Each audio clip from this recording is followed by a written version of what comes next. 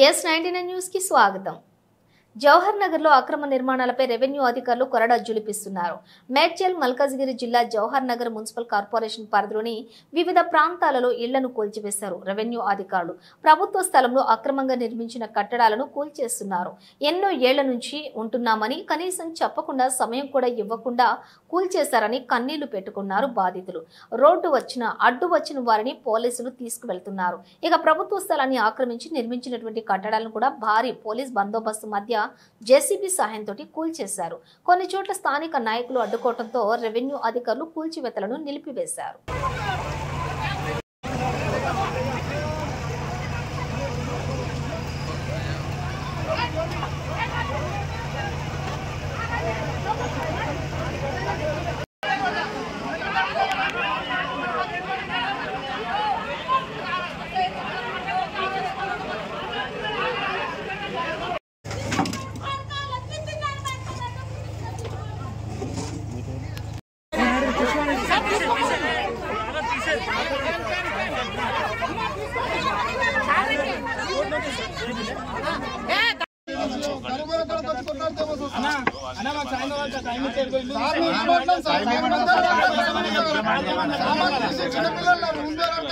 చెప్తే నిన్న చెప్తాను.